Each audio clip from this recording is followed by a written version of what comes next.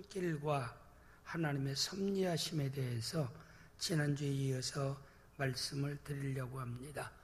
사무엘상 전체를 보면은 이 전체의 내용 가운데 보면은 핵심적인 키워드는 하나님께서 하나님에 맞는 사람을 항상 찾으신다라고 하는 사실입니다. 어느 시대나 하나님이 존귀하게 쓰기를 원하는 사람을 향해서 항상 하나님이 찾고 계신다는 것. 그래서 오늘 이 오후 예배 참여한 우리 성도들이나 낙원교회 전 성도들은 하나님의 마음에 맞는 사람을 찾으시는 하나님 앞에 여러분이 그 주인공이 되어질 수 있기를 주님의 이름으로 축복합니다. 하나님의 손길과 섭리를 우리가 구체적으로 보면은 거기는 하나님의 선택과 유기가 있습니다. 유기란 말은 버려둔 자. 그러니까 물에 빠진 사람을, 그건 스스로가 물에 빠져서 죽을 수밖에 없는 사람을 그 상태로 그냥 놔둔 자. 근데 그 가운데서 은혜를 베푸사 건져냄을 받은 자. 그대로 빠져서 하나님이 물에 빠져 죽도록 집어쳐넣는 것이 아니라 스스로가 빠져 있는 자, 죽을 수밖에 없는 그런 환경 여건에 있는 자 가운데서 그 가운데 구원을 위해서 건져내시는 것을 하나님의 선택이라고 얘기합니다. 그럼 하나님의 그 주권 속에서 하나님의 손길과 섭리 가운데는 항상 선택과 유기가 있습니다. 그러면 사무엘상 이 전장에 보면은 딱 주인공이 4사람이 나와요. 하나님의 사역자로서 선지자와 제사장으로서 등장하는 사람이 엘리의 아들들입니다. 그리고 사무엘, 그리고 후반기에 나오는 사람은 왕으로서 사울과 다윗. 이 4사람이 사무엘상 전장을 훑어보면, 사무엘상 전체를 제가 끝나면서 훑어보면은 이 4사람이 나오는데 이 4사람을 딱 구분하면은 하나님 유기한 자가 2사람이고 하나님의 존귀하게 쓰임받게 선택받은 자가 2사람이에요. 하나님이 버려둔 자가 누구와 누구예요? 하나님의 사역자 가운데서 선지자로서 제사장으로서의 사역자 가운데 선택받은 사람이 사무엘. 그 다음에 하나님께서 그냥 유기자, 하나님이 그 타락한 상태, 버려진 상태로 내버려 둔 자는 엘리와 그의 아들들. 그리고 또 이스라엘의 왕으로서 하나님의 그 교회, 오늘 얘기하면 교회 안에서 이렇게 하나님 앞에 쓰여지는 사람과 버려진 자가 여기 사무엘 선지를 하나님의 그 선지자로서 하나님이 존귀하게 썼습니다. 선택해서 사용했고, 그 다음에 엘리와 그의 아들들은 하나님이 버려둔 자예요. 하나님이 그냥 버린 게 아니라 스스로가 버림받을 자리에 스스로가 떨어졌다 이 말입니다. 떨어진 상태에서 하나님이 그들을 은혜를 베풀지를 아니했다. 그걸 유기자라고 얘기합니다. 그리고 왕 중에서 사울왕은 유기자, 버려진 자입니다. 하나님이 버린 게 아니라 스스로 버림의 자리에 스스로 떨어진 자예요. 자기의 선택을 통해서 떨어진 자예요. 에덴 동산에서 아담을 하나님이 행복하게 창조했지만 스스로 그가 떨어졌어요. 에덴에서 추방당했고, 그렇게 그들의 행복을 위해서 창조했던 모든 땅들이 아담 한 사람 때문에 저주를 받게 되었고, 인간에게 유익을 줬던 모든 것들은 가시와 엉겅퀴를 통해서 인간을 괴롭히게 되었습니다. 이런 것처럼 이건 하나님께서 원래 아담에게 그런 에덴에서 추방당하도록 하나님이 그렇게 시킨 것이 아니라 이 말입니다. 인간은 하나님이 제한적인 자유의지가 있습니다. 만약에 제한적인 자유의지가 없다라고 하면은 기계입니다. 보단 눌러서 눌러가는. 근데 하나님이 그렇게 하지 않았어요. 우리는 순종할 수 있는 자유도 있고 불순종할 수 있는 자유도 있고. 그래서 성경 어디에나 출애굽한 이스라엘 백성들이 가나안 땅 들어가기 전에 첫 번째 하나님께서 이스라엘 백성들에게 선택의 기회를 줬어요. 너희가 하나님께 복을 받기를 원하면 그리심산에서 축복의 말씀을 듣고 순종해라. 너희가 하나님의 복을 원치 않냐면 에발산에 서서 거기에서 하나님 말씀에 불순종하고 너희를 원하는 대로 너희 방법 또 너희 지혜 너희 능력 의지하고 살기를 원하는 사람은 에발산에 서라. 여호와를 경외하고 그분에게 복받기를 원하면은 그리심산에 서라. 선택은 너희 자유의지 속에 있는 것이다. 오늘 하나님의 절대주권을 우리에게 절대주권 속에 모든 일이 일어나도 우리를 기계처럼 하나님이 모든 것을 우리의 신앙생활을 다 그렇게 만들어가는 게 아니에요. 우리에게 끊임없이 자유의지 선택의 기회를 주는 것이라 이 말입니다. 오늘 또 이렇게 오후 예배 참석할 수 있는 자유의지의 선택 가운데 여러분이 이 복받을 일을 선택해서 참여한 것, 그 다음에 오늘 또 충분히 예배 참여할 수 있는 환경과 여건인데도 어떤 이유였든지 참석하지 않고 다른 데서 시간을 보내는 불가피하게 예배 참석할 수 없다라면 모르는데 예배 참석할 수 있고 선택할 수 있는데도 참석하지 어떤 이유에서였든 참석하지 않는 사람이 있다 이 말입니다. 그럼 하나님께서 어떤 사람에게 은혜를 주시겠느냐 이 말입니다. 예배 참석한 사람에게 은혜를 주실까요? 참석하지 아니한 사람에게 은혜를 주실까요? 대답을 해야지. 말씀에 순종하는 사람에게 복을 주실까요? 불순종하는 사람에게 복을 주실까요? 우리는 신앙생활에서 이걸 알아야 돼요. 하나님이 하시는 일이 있고 우리가 해야 할 일이 있고, 물질도 마찬가지야. 하나님께서는 우리에게 먹을 양식과 씨를 함께 주셨다. 그래서 하나님이 우리 소득에 10개가 있다면 9개는 네가 먹고 써라. 하나는 내 것이니까 그건 종자니까 씨니까 그건 심으라. 그런데도 추석 명절이 가까우니까 11조 이거 내기가 좀 불편하고, 이거 여름에 또 휴가가 나오니까 돈이 좀 부족하고, 하나님 한 달만 눈 감아주세요. 참 어리석은 사람이에요. 그 바보 같은 사람이에요. 오후 예배는 이런 설교를 해도 그래도 시험 들지 않을 것이라고 생각하기 때문에 그래도 여러분이 설교한다 이 말입니다. 농민에게 소망은 씨앗을 제때 심어야 되는 겁니다. 씨앗을 심지 아니하고 풍성한 결실 기대할 수는 없는 것입니다.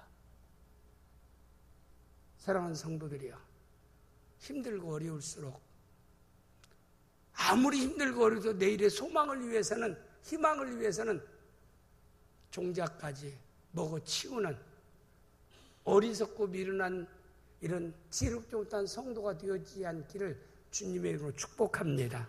여기서는 지혜로운 성도의 삶을 삽시다. 씨앗과 종자는 먹지 맙시다. 어떤 경우에도 소망이 없어요. 저는 분명히 기억해야 돼요. 목사님이 이제 은퇴할 때 아까우니까 헌금을 저렇게 지독하게 강조하는 걸, 그렇게 머리가 잘못 돈다라고 하면 할 말이 없는 거예요. 우리는 항상 모든 신앙생활에서는 말씀을 최우선에 둬야 됩니다. 말씀에 순종하는 거예요. 우리가 하나님의 것 구별해 드리는 사람들이 넉넉해서 드리는 게 아니에요. 쓸데없어서 드리는 게 아니에요. 정말 때로는 학원비 제대로 보내지 못하고, 때로는 먹는 거 전략해 가면서, 또 예수 안 믿는 사람이 남편이라면 그 남편 앞에 그 11조 드린 거 채우기 위해서라도 백화점에서 과일 사던 것, 길거리 미약가에서 구르마에서 과일 사고, 백화점에서 명품옷 사던 것, 동대문 거기 명품점에서 모양만 보고 동대문 남대문에서 비슷한 거 사고, 그런 걸 하나님이 보실 때에 하나님이 복을 안 주시겠습니까? 복 받을 사람은 달라요. 꼭 복이라는 게 물질로만 주어지는 게 아닙니다. 우리가 돈으로 살 수 없는 복도 수없이 많아요. 자녀가 잘 되는 것도요, 돈으로 살 수 없는 겁니다. 좋은 며느리 얻는 것도요, 돈 주고 살 수 없는 거예요. 좋은 사위 얻는 것도 돈 주고 살 수 없는 겁니다. 아멘 않는 사람은 뭐 하나님 앞에 그러지 않기를 바라는 사람이라고 얘기할 수는 없지만은, 우리가 항상 신앙생활은 저는 그래, 항상 천군 어린아이 같은 자라고요. 하나님 말씀 앞에서는 세상 유무식이 중요하잖아요. 많이 갖고 적게 가지면 중요하지 않고, 말씀 앞에는 어린아이처럼, 마치 어린아이가 젖을 사모하는 것처럼 말씀을 사모할 수 있는 겸손한 성도가 되어야 될 줄을 믿습니다. 분명히 이 말씀 가운데 사무엘상 전장을 보면은 유기자와 선택자가 나와요. 하나님이 엘리와 그 아들들을 하나님이 유기하시고 그냥 내버려 두시고 은혜를 베풀지 아니하시고 사무엘에게 은혜를 베푸시니라. 이런 말씀이 성경에 나옵니다. 사무엘상 3장 3절에서 4절 말씀 내용을 보면은 엘리 제사장과 그 아들들에 대해서는 하나님이 그대로 버려두었어요. 그리고 엘리 제사장을 하나님이 버려두었기 때문에 그는 선지자이고 제사장이면서도 하나님의 음성을 듣지를 못해요. 하나님이 그에게 말씀하지를 않는 겁니다. 내가 너를 유기했는데 내가 너에게 말할 필요가 뭐가 있느냐, 그렇지 않아요? 내가 너와 함께 할 수 없는데 내가 너에게 무슨 얘기를 하겠느냐. 뭐 하나님이 함께 할 마음에 함께 할 수 없다는 사람을 얘기해봤자 그가 하나님 말씀을 따르겠습니까? 하나님이 함께 할 수 없는 성도가 돼서는 안 됩니다. 난 너에게 말할 것이 없다라고 할 수 있는 이런 사람이 돼서는 안 된다, 이 말입니다. 엘리 제사장 선지자, 그는 하나님의 음성을 듣지를 못해요. 왜? 하나님이 유기자의 반열에 썼으니까. 두 아들은 하나님께 드리는 이런 고기 같은 걸 드리기 전에 먼저 갈고리로 가서 안 주려는 그 강제로 그 빼앗다가 그거 자기가 탈취해서 먹고, 성전에서 그 헌신하는 여인들을 또 그가 성폭행하고, 그리고 또 하나님 앞에 블레셋과의 전쟁에서 또 하나님께 기도해야 되는데 기도하지도 않고, 법궤 내달라고 하니까 하나님께 물어보지 않고 하나님의 법궤를 전쟁터의 어떤 도구로 그냥 던져버리고, 이런 짓을 하는, 하나님이 버리니까 그런 행동을 하는 거예요. 하나님이 은혜 베풀지 않으면 우리의 본성이 나타납니다. 여러분과 저는 다 악한 자. 따라서 나는 악한 자이다, 나는 못된 자이다, 현재 이대로의 나의 모습이 드러나는 것도 하나님의 은혜입니다. 하나님 이유갑 집사님을 하나님이 은혜 베푸시니까 이 정도 이렇게 주 앞에 충성하고 주 앞에 쓰임받는다, 이 말입니다. 여러분이 뭐 의지와 결단이 있어서 그런 게 아니라 하나님이 현재 여러분의 모습으로 살아갈 수 있게 된 것도 하나님의 은혜입니다. 여러분 자신의 못된 것, 여러분 자신 알지 않아요? 여러분, 나는 하나님, 나는 예수님처럼요, 사도 바울처럼 정말 믿음의 사람처럼 믿음의 삶을 생각하고 계획하고 말하고 행동합니다. 이렇게 손들어보라면 손들 사람이 있어요? 없다, 이 말입니다. 우리는 못된 자예요. 그런데도 은혜를 베풀어 주니까 믿음을 고백하고 믿음을 따라 행동하고 또 어떤 사명의 자리에 사명을 감당하는 자가 되어지는 줄을 믿습니다. 벌써 엘리라는 사람은 아들들도 보여 집안도 그렇지만 자신도 그래요. 왜? 하나님이 유기자예요. 버려진 자예요. 그런데 여기 사무엘상 3장 3절에서 4절 말씀 보면은 하나님이 선택한 3절 4절 보겠습니다. 하나님이 선택한 사무엘에 대해서 기록한 말씀이 있어요. 시작. 하나님의 등불은 아직 꺼지지 아니하였으고 사무엘은 하나님 궤에 있는 여호와 전 안에 누웠더니, 사무엘이 어린아이에 젖을 뗐어요. 지금 얘기하면 간신히 남의 말하면 알아듣고 말할 정도, 이 정도의 어린 나이예요. 그런데도 그 어머니 한나가 기도를 통해서 난 아들이고 하나님께 서원한 대로 젖을 떼서 말할 정도 되어지니까 성전에 보냈어요. 엘리 제사장이 돼 있으니까 성전 안에 법궤 옆에서 잠을 잡니다. 그런 어린 사무엘에게 여기 여호와의 전에서 누웠더니 4절 말씀 시작. 여호와의 사무엘을 부르신 자가 그가 되어 내가 여기 있나이다. 그런데 하나님이 사무엘을 불러도요, 하나님이 자기를 부르는지를 몰랐어요. 왜? 하나님 말씀을 들어본 적이 없으니까.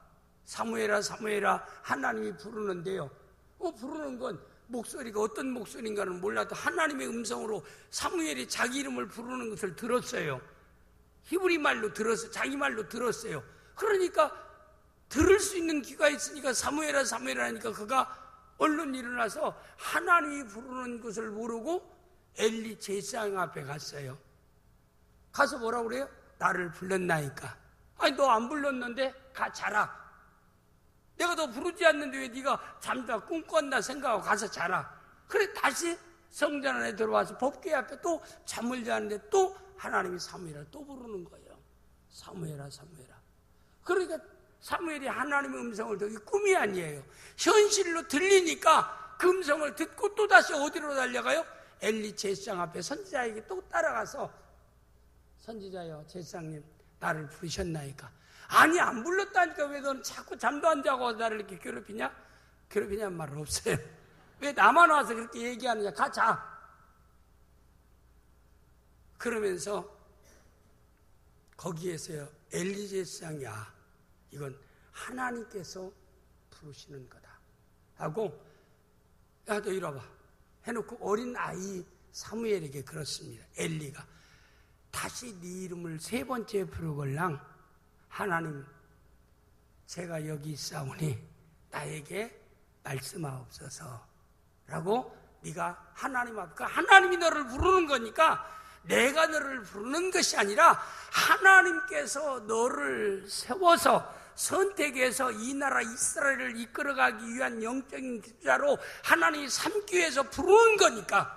아니 그건 분별할 줄 알지요. 제사장 선지자였으니까 그동안 해왔으니까. 그렇게 네가 하나님 말씀에 아멘하고 받아들여라. 그런데 또 가서 3번째 부르니까 사무엘이 하나님 제가 여기 있사오니 나에게 말씀하옵소서. 그러니까 어린 사무엘에게 하나님이 장래에 되어질 일과 모든 것들을 말씀하시는 것을 볼 수 있습니다. 이렇게 똑같은 환경과 조건에서도 유기자의 반열에 쓴 사람이 있고 선택자의 반열에 쓴 사람이 있다는 것. 그럼 유기자의 반열에 쓴 사람의 삶을 보니까 이건 하나님이 기뻐하는 일은 하나도 행하지 않더라 이 말입니다. 그러니까 여러분과 저는 항상 하나님이 기뻐하는 일이 어떤 일인가, 하나님이 원하시는 뜻이 어떤 것인가 라고 하는 것을 끊임없이 우리가 하나님께 기도하고 하나님 음성을 들으려고 힘쓰는 귀한 성도들이 되어질 수 있기를 주님으로 축복합니다. 우리가 은혜 받는 성도는 주의 말씀이 누가 말씀을 전해도 은혜를 받습니다. 하나님 말씀을 증거하면은 그 말씀을 통해서 은혜 받는 성도가 하나님의 은혜를 받는 성도는 주의 말씀을 통해서 은혜를 받는다 이 말입니다. 이렇게 어린아이 사무엘은 하나님께 선택받아서 은혜 받는 역사가 있었고, 그럼 엘리 제사장은 이렇게 유기자로서 하나님의 음성을 듣지 못했다는 것. 신앙생활에서 가장 소중한 것은 하나님 말씀이 은혜로 들려져야 합니다. 이게 너무나 신앙생활에서 소중해요. 여러분과 저는 하나님 앞에 존귀하게 쓰임받기를 원한다라고 하면은 하나님 말씀이 들려져야 돼요. 하나님 말씀에 감동이 되어야 됩니다. 하나님 말씀이 삶에 적용이 되어져야 합니다. 항상 하나님 말씀을 따라서 하루하루의 삶을 하나님 말씀을 따라 살려고 하는 마음의 결단이 있어야 돼요. 내가 그대로 온전히 살지 못해도 주여 내가 주의 말씀 따라 살지 못했나이다. 주의 말씀에 순복하는 삶을 살게 하시고 끊임없이 주의 말씀이 내 마음에 내 마음에 담고 살게 하옵소서. 시편 1편 말씀에 복 있는 사람은 악인의 길을 쫓지 않고 죄인의 길에 서지 않고 오만한 자의 자리에 앉지 않고 오직 여호와의 율법을 즐거워하며 그 율법을 주야로 묵상하는 자로다.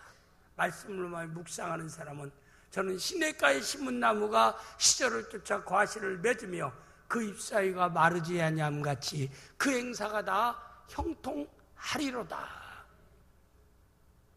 복 있는 사람은 해놓고 형통한 삶을 사는 자는 복 있는 사람은 다 형통한 삶을 살리라 그렇게 하지 않았어요.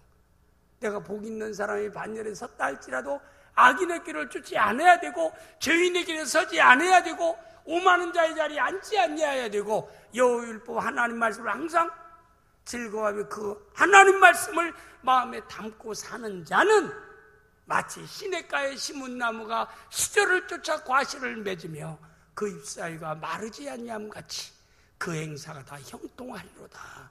이런 삶이 우리 나군교회 전 성도들에게 있기를 주님의 이름으로 축복합니다. 또 후반부에 사울과 다윗 가운데 사울 왕을 유기하시고 다윗 왕을 세우셨습니다. 그러면 이 유기자와 선택자에 대해서 우리가 또 여기 이 사무엘 중반부 이하 후반부까지는 사울 왕과 다윗 왕에 대해서 계속해서 지금 두 사람을 다뤄서 얘기하고 있어요. 선택받은 다윗에 대해서 나오고 있고 유기된 사울 왕에 대해서 나오고 있어요. 가장 중요한 것은 사울에게서는 하나님이 떠나고 악신이 들어간지라. 그리고 다윗에게는 하나님의 영이 그 안에 들어온지라. 그래서 유기했던 사울을 보면은 하나님을 높이지 않냐고 자기 자신을 항상 드러내려고 그랬어요. 유기자의 모습을 우리에게 보여주고 있습니다. 사무엘상 15장 12절 말씀 내용에 보면은 여기 사무엘이 사울을 만나려고 아침에 일찍 일어났더니 어떤 사람이 사무엘에게 말하기를 사울이 갈멜리에 자기를 위하여 기념비를 세우고, 여기 보니까 사울은요 전쟁에 승리했을 때는 내가 똑똑하고 내가 전술이 좋고 내가 능력 있고 지혜로워서 승리했다. 그러니까 나를 위한 승전비를 세워서 기념하라. 하나님의 은혜로 승전에 좋은 결과가 주어지면 하나님의 은혜인 줄 알고 하나님께 영광 돌려야 되는데도 벌써 하나님이 유기했던 사울은 자기를 위해서 기념비를 세웠더라. 이건 뭘까요? 하나님을 높이지 않냐고 자기 자신을 높이는 사람이었어요. 그래서 자기를 위하여 기념비를 세웠다라고 얘기했습니다. 그뿐만 아니라 사무엘상 15장 23절 말씀 내용이 보면은 이를 거역하는 것은 점치는 죄와 같고 완고한 것은 사실 우상에게 절하는 죄와 같음이라. 왕이 여호와 말씀을 버렸으므로 여호와께서 왕을 버려 왕되지 못하게 하셨나이다. 버려란 말은 유기하사 이 말입니다. 은혜를 버린다는, 은혜를 베풀지 않는다 이 말. 내가 은혜를 베풀다가 은혜를 끊어버린다 이 말입니다. 사울왕이 그 이유 중에 하나는 왜냐하면은 그가 하나님 말씀에 불순종하고 사무엘 선지자를 가서 그의 불순종을 지적할 때 그는 회개의 기회를 주는데도 회개하지 않았어요. 유기자의 특징은 회개할 줄 모르는 자입니다. 우리는 알아야 돼요.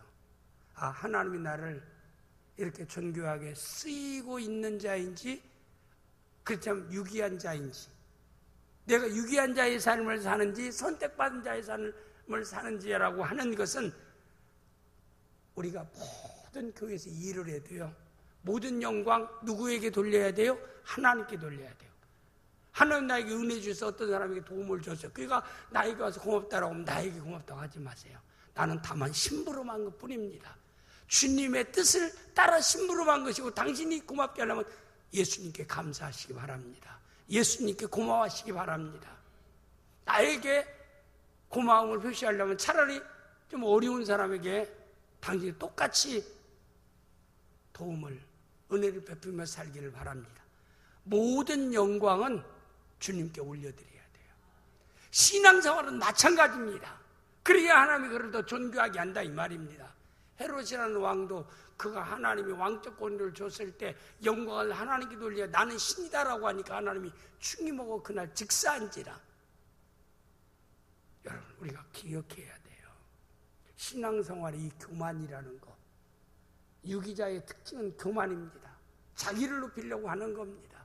우리는 항상 모든 영광, 모든 게 주님의 은혜이니까 항상 우리는 나는 낮아지고 주님이 여러분을 통해서 높아지는 귀한 역사가, 모든 영광 하나님께 올려드리고 모든 존귀 그리스도에게 올려드리는 귀한 성도가 되어서 여러분을 통해서 주님이 더욱더 영광 받으시고 주님이 높아지는 귀한 역사가 있기를 주님으로 축복합니다. 우리는 완전하지 못해요. 닮아 넘어지고 쓰러집니다. 그럴 때마다 우리 주님은 다시 나를 찾아오셔서 일으켜주시는데, 일으키는 방편이 회개예요. 회개 없이는 하나님이 우리를 일으킬 수가 없다 이 말입니다. 하나님은 인격적인 분이에요. 회개라는 방편을 통해서 나를 다시 회복시키고 변화시키고 축복하시고 또한 치료하시는 놀라운 역사는요, 회개입니다. 이게 회개하라는 말은요, 하나님께 돌아오라, 낙함십, 여호와를 향해서 다시 돌아오라, 축복의 자리로 돌아오라. 얼마나 좋은 말이에요. 회개를 설교하면, 아이고 목사님 세상에서요, 일주일 동안 직장에 가서 사업장에서 막 스트레스 받고 힘들고 어려운데 또 교회까지 와서 목사님 막 회개를 외치면은요 더 스트레스 받거든요. 회개가 뭔가를 모르기 때문에 그런 겁니다. 회개는 축복의 자리로 돌아오라는 겁니다. 하나님이 역사할 수 있는 자리로 돌아오라는 겁니다. 하나님 멀어지면요 마음이 편하지 않아요. 기쁨이 없어요. 평안이 없어요. 믿음의 용기와 담력이 사라지는, 세상이 무서워요. 모든 것이 걱정스러워요. 미래가 불확실하고. 그러나 하나님께서 하나님을 가까이 할 때 믿음의 용기와 담력이 생깁니다. 내 마음에 샘솟는 기쁨이 생깁니다. 왜 그렇게 평안한지 몰라. 좋은 일만 자꾸 일어날 것 같은 설렘 속에서 살아가는 것이 하나님을 가까이 하는 사람의 특징이기도 하다 이 말입니다. 우리는 하나님 가까이 하는 삶을 살아가는 성도들이 되어야 될 줄을 믿습니다. 이게 우리에게 소중한 거예요. 신앙생활에서. 그런데 하나님 우리를 회복할 수 있는, 나를 하나님이 달라지게 변화시킬 수 있는 방편이 회개예요. 우리는 구원에 이르는 회개는 일생에 한 번 하지만 그리스도를 닮아가는 성화를 위한 회개는 죽을 때까지 계속하는 겁니다. 회개라는 방편을 통해서 하나님 우리에게 은혜를 더 주시니까 나를 변화시키고 나를 달라지게 하고 나를 더 성숙하게 하는 모든 과정은 회개라는 과정을 통해서 하나님이 역사하는데, 하나님이 사울에게 기회를 주었어요. 누구를 통해서? 사무엘을 통해서. 왕은 어찌해서 하나님 말씀에 불순종합니까? 아말렉을 진멸하고 그의 왕과 모든 짐승들까지 다 없애라. 하나님이 영원한 적이니라. 물질의 욕심이 생기고 자기 명예에 대한, 많은 사람 앞에서의 자기 명예를 드러내고 싶은 마음이 있으니까 말씀에 불순종해서 왕도 살려왔고, 그래서 백성들에게 산 증인으로 내가 이렇게 아말렉에 아가기라는 왕을 사로잡아 왔다라면서 많은 사람으로 하여금 산 증거로 드러내고, 그리고 모든 살찐 양들과 또 소와 이런 짐승들을 하나님이 다 진멸하라고 하는데 그걸 물질의 욕심 때문에 그걸 가져옵니다. 왜? 왕명을 하나님의 말씀을 거역하고 왜 불순종했나이까? 그러니까 그렇게 얘기하면 제가 불순종한 것을 이 시간 회개합니다 라고 하면 좋은데 회개하지 않아요. 합리화시킵니다. 핑계와 합리. 회개는요, 합리화시키는데 핑계대면 안 된다 이 말입니다.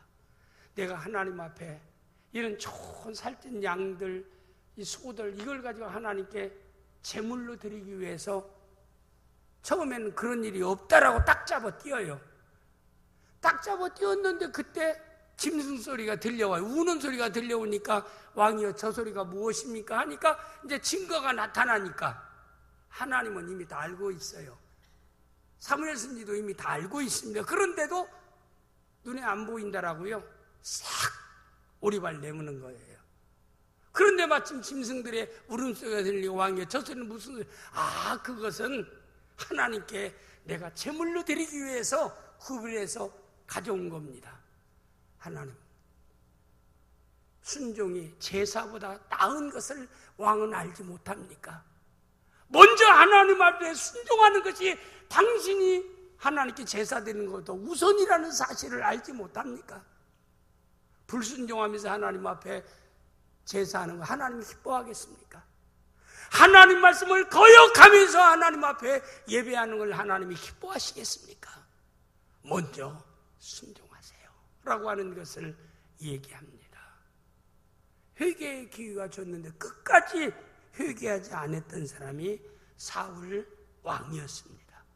그리고 사무엘상 28장 7절 말씀 내용이 보면은 돌이킬 수 없는 일을 합니다. 블레셋 사람들이 이스라엘을 침략해 볼 때에 위기에 처하게 됩니다. 그러면 어떻게 해야 돼요? 이미 하나님의 쓰임 받을 때만 해도 선지자를 찾아갔어요, 사울이. 그런데 유기자가 되어지니까 누구를 찾아? 여기 보니까 신접한 여인을 찾아갑니다. 여기 사울이 그의 신하들에게 나를 위하여 신접한 여인을 찾아 내가 그리로 가서 그에게 물으리라 그랬어요. 하니 그의 신하들이 그에게 보소서 엔돌에 신접한 여인이 있나이다. 하나님께 나가서 문제 해결을 위해서 해답을 하나님 앞에 구해야 되는 것이 하나님이 세운 이스라엘의 왕이지 않아요. 참처럼 보면요, 우리 믿는 사람이 이렇게 성령 좀 믿음의 자리에서 이탈되어지면 말이에요, 세상 사람보다 더 완악해요. 단 교회에서 불신앙적으로 막 싸움이 일어나면요, 세상 사람보다 더 완악하게 행동한다 이 말입니다. 왜? 귀신이 역사하기 때문에, 사탄이 역사하기 때문에, 악령이 역사하기 때문에 그런 거라 이 말입니다.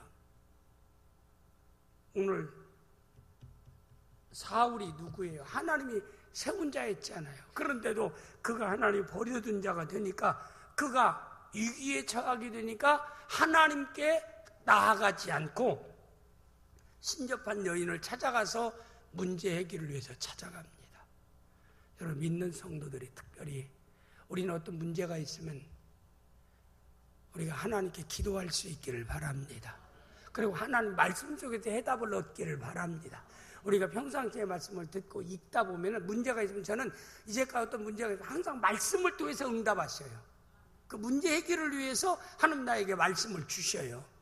그 말씀을 통해서 해답을, 그 문제의 지혜를, 해답을 얻게 된다 이 말입니다.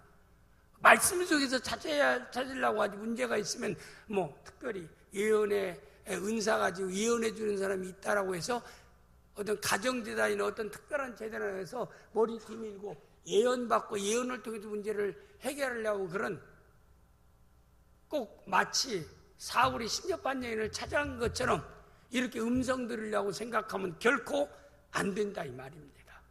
우리는 항상 말씀 속에서 해답을 얻고, 또 기도를 하나님께 나와서 기도를 통해서 문제 해답을 얻을 수 있는 귀한 성도들이 되어질 수 있기를 주님의 이름으로 축복합니다. 하나님이 이렇게 사울을 유기할 수밖에 없었던 것은 이렇게 자기를 높이려고 하고 하나님 말씀에 불순종하고, 불순종했을 때 찾아가서 회개의 기회를 줘도 회개하지 않고 합리화시키고 변명하고, 문제 생기면 하나님께 나와서 하나님 앞에 해답을 구해야 되는데 신접한 여인에게 찾아가서 해답을 구하고, 이방 왕 같으면 몰라요, 이스라엘의 왕이지 않아요. 그러니까 그의 최후는 처참한 최후의 결과가 왔다라고 하는 것은 이 마지막 절에서 비참한 최후를 맞이하게 되는 것을 기록하고 있습니다. 그러나 다윗을 하나님이 선택하시고 또 그에게 은혜를 베푸신 하나님의 손길을 우리가 또 이 말씀 속에서 찾아볼 수 있습니다. 사무엘상 16장 1절, 12절, 13절 말씀 내용에 보면은 다윗이 왕 되겠다라고 꿈을 꾸지도 않았어요. 다윗은 베들레헴이라는 시골 동네에 아버지 이세의 8명의 아들 가운데 막내요. 아버지는 목장을 가지고 조그마한 목장을 가지고 있습니다. 그래서 그 8명의 아들들이 돌아가면서 시골 베들레헴이라는 시골 총구석에서 양들이나 기르는 작은 목장을 가지고 있는 이세의 아들들입니다. 그런데 감히 다윗이 나 하나님 앞에 왕 되기를 꿈을 꾼 적도 없어요. 어느 날 갑자기 하나님께서 사무엘 선지자에게 계시를 주십니다. 네가 사울 왕을 봤지? 그가 자기의 영광을 위해서 자기의 이름과 영광을 나타내려고 하는 교만함, 불순종해서 회개를 죽고 해도 회개하지 아니하고 문제 생기면 신접한 귀신 들린 여인, 신접한 여인에게 가서 오늘로 무당에게 문제 해결하려고 하는데 나는 그를 버렸다. 하나님이 그래요. 그럼 이 나라의 왕을 버리면 누가 이 나라를 이끌 왕입니까? 베들레헴이라는 그 마을에 가면 이세라는 사람의 목동이 있는데 그 아들들 가운데 하나를 기름 부어 왕으로 세우라. 하나님께서 모든 주권은 하나님께 있습니다. 그래서 하나님께서 어떻게 했어요? 베들레헴에 사무엘 선지를 보내서 기름을 부어, 그 당시 왕과 선지자와 제장을 세울 때는 기름 부어 세웁니다. 그래서 왕을 세우기 위해서 사무엘 선지가 기름을 가지고 이세의 집에 갈 때에 연락을 하지요. 당신의 아들 가운데서 한 사람을 하나님께서 왕으로 세우려고 하니까 준비하라. 그 얘기를 통보를 이세가 받고 난 뒤에 얼마나 설레했겠습니까? 그런데 자기 아들 8명인데 자기가 생각할 때만 해도 8명의 아들 가운데 엘리압이라는 장남은요, 외모도 출중하고 지혜롭고 건강하고요, 누가 봐도 왕제로 보입니다. 그러니까 아버지가 장자 엘리압을 세우겠다 생각하고, 그래도 아들 가운데라고 하니까 7명 세우고, 막내 다윗, 너는 왕 안 될 거니까 아버지 생각으로 너는 형님들 대신 들에 가서 양을 돌보라. 참 다윗이, 저는 성경을 볼 때마다 참 다윗이 훌륭한 점이 뭐냐면은, 그렇게 얘기하면 백장 장로님이 다윗이라고 막내라고 하면 아버지한테 뭐라 하겠어요? 막내는 제외하라고 아버지 말했습니까? 아닌데? 그래도 내가 볼 때 막내는 아닌 것 같으니까 네 형들 가운데 한 사람을 왕을 세우려고 하니까 너는 형님들 내심 들어가서 양을 치라 하면 나 못 가요. 나 안 갑니다. 이거 편해 하십니까? 충분히 그럴 수도 있는데 다윗은 제가 생각해도 그러지 않았을 것 같아요. 야, 우리 집안에 왕이 나온다니 얼마나 경사스러운 일인가. 큰형일까 둘째일까 셋째일까 누가 돼도 참 좋은 일이야. 즐겁게 콧노래 부르면서 아마 들에서 누가 왕 됐을까 생각하면서 양들을 돌봤을 거예요. 성경에는 그런 내용이 없지만은 제가 딱 연상해 보니까 그렇더라 이 말입니다. 불평원망하는 게 없으니까. 다윗은 언제나 즐거운 가운데서 사명 감당을 잘했어요. 새끼 한 마리 양 싸자나 곰이 와서 물어가도요 놓친 적이 없어요. 형들은 무서워서 피했지만 다윗은 끝까지 돌멩이 가지고 찾아가서 사자와 곰과 맞싸워서 양새끼 하나라도 건져냈던 사람이 다윗입니다. 벌써요, 하나님이 선택한 사람, 하나님이 그런 믿음의 용기와 담력, 그러니까 골리앗 앞에 나갈 수 있는 그런 믿음의 용기가 있었던 거 너무나 잘 알지 않아요? 이건 하나님의 은혜입니다.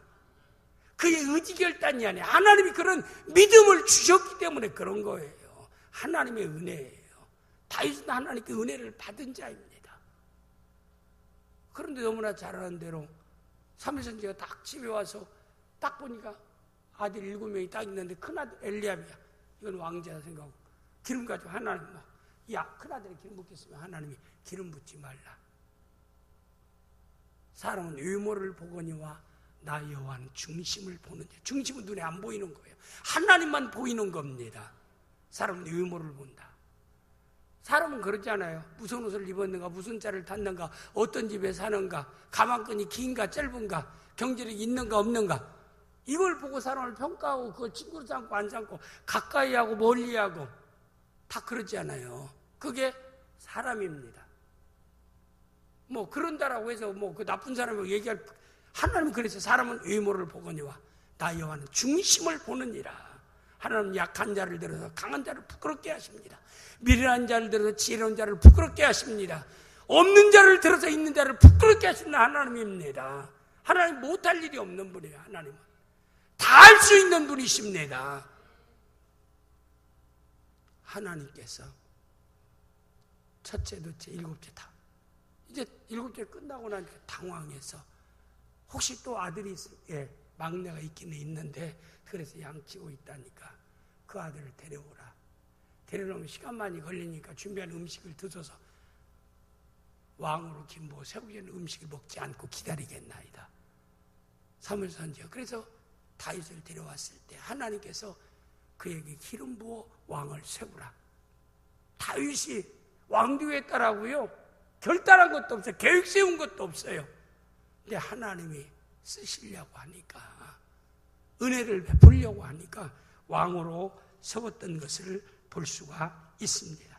그리고 또한 다윗이요 기름 붓고 난 뒤에 왕이 될 때까지요 많은 고난을 당했어요. 결국에 자기의 장인인 사울왕이 자기를 죽이려고요 검은 것 하는데 창을 던지기도 하고요, 자기를 죽이려고 수없이 막 군사를 몰고 자기를 죽이려고 수없이 쫓겨다니는 삶을 살고, 나중에는 그가 블레셋 나라에 사무엘상 29장에 보면은 블레셋 나라에 아기스 왕이 있는데 거기에 망명을 합니다. 그래서 거기에서 망명 생활을 하면서 생활을 하는데 또 블레셋 왕 아기스 왕의 방백들이 다윗을 불신합니다. 모함하기 시작하고, 사무엘상 30장에 보면 어려움이 계속되니까 다윗을 따른 이스라엘 백성들까지도 다윗을 외면해 버리는 거예요. 너무나 힘들고 어려우니까. 다윗 따라다녀봤자 너무나 힘들고 어려운데 차라리 다윗을 죽여버리자. 그 더 이상 우리가 고생할 필요가 없지 않느냐라고 할 만큼 그런 사무엘상 30장에 보면 그런 내용이 나옵니다. 왜 하나님께서 이렇게 힘들고 어려운 삶을 살게 하셨을까? 이건 하나님이 다윗을 훈련시키는 거예요. 하나님은 이렇게 선택하신 후에는 그냥 쓰시는 하나님이 아니에요. 하나 연단의 과정, 고난의 과정을 통해서 하나님 앞에 합당한 사람으로 하나님이 변화시켜서 하나님의 귀한 사역을 감당케 하시는 하나님이라고 하는 것을 우리에게 보여주고 있는 것이 사무엘상의 역사입니다. 그래서 나중에 다윗이 많은 고난을 통해서 그가 달라집니다. 내 경험, 내 판단, 내 능력을 의지하지 않고 하나님의 말씀, 하나님의 음성을 기다리고 하나님의 말씀대로 순종합니다. 내 소원 성취를 간구하는 것보다도 하나님의 소원을 내 소원으로 삼고 살아가는 성숙한 사람으로 다윗이 바꾸어지게 되는 것은 그의 고난을 통해서, 어려움을 통해서 그가 바뀌어지는 귀한 역사를 볼 수가 있습니다. 하나님은 오늘도 우리에게 똑같은 일을 진행하십니다. 히브리 13장 8절 말씀에 보면은, 히브리 13장 8절 말씀 내용에 보면은, 히브리 13장 8 시작, 예수 그리스도는 어제나 오늘이나 영원토록 동일하시니라. 다윗을 통해서 역사했던 하나님은 오늘 또 우리에게 똑같이 하나님은 일을 진행하시는데, 하나님은 우리를 이미 선택하셨다라고 로마서 8장 30절에 미리 정하시고 그리고 부르신 자를 의롭다 하시고 의롭다 하신 자를 영어롭게 하셨다라고 말씀했고, 구원을 위해서 우리를 선택했다라고 말씀했고, 또 에베소 2장 8절 9절 말씀에 구원에 이르는 믿음을 우리에게 선물로 주셨다라고 말씀하고 있습니다.